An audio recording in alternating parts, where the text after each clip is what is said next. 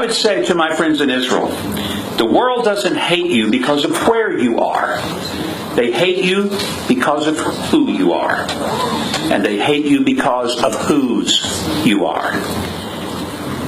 And I want to be very clear to say, as an outsider, they're not going to hate you less if you give in to their demands.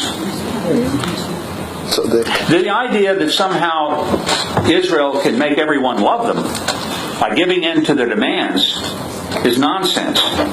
Because the hate that is expressed toward Israel is not political. It ultimately is spiritual, even if the haters understand it or not. And that's why it makes no sense at all for there constantly to be this pressure for Israel to give up the tiny little speck of land that it lives in and owns for the sake of a few. I carry around with me, and I showed it on television last week, and I got quite a response. You can't see it from where you are because it's a small little map. But this little map, if you can see the green area, this represents all of the Muslim nations that exist around the continents between Asia and Africa. And there's quite a bit of landmass. In fact, so much that you can clearly see the green versus anything else. What you probably can't see unless you're really close to me is right there in that tiny little speck. And it's so tiny you can't see it. There's a little bitty red dot. That's Israel. Most Americans have no clue what you face geographically.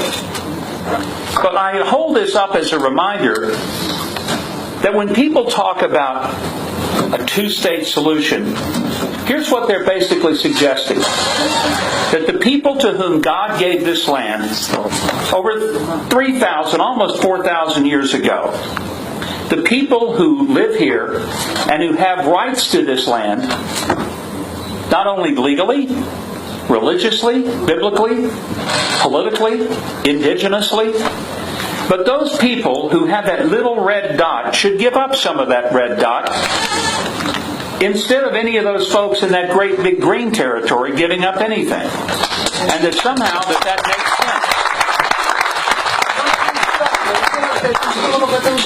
So I mentioned that this is a homeland. And the idea that somehow there should be more of surrender of the homeland to bring peace has no basis historically, legally, politically, biblically, or indigenously.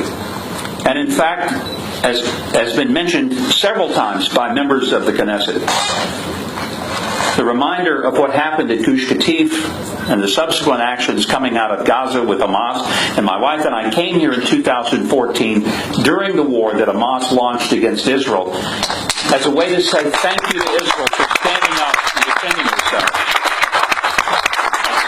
This is your homeland. So to those who would believe that there should be a, quote, two-state solution, just reminder, a two-state solution is what diplomats propose to keep themselves busy rather than facing the reality that trying to split up Yerushalayim is really like asking Solomon to cut the baby in half. Solomon knew better.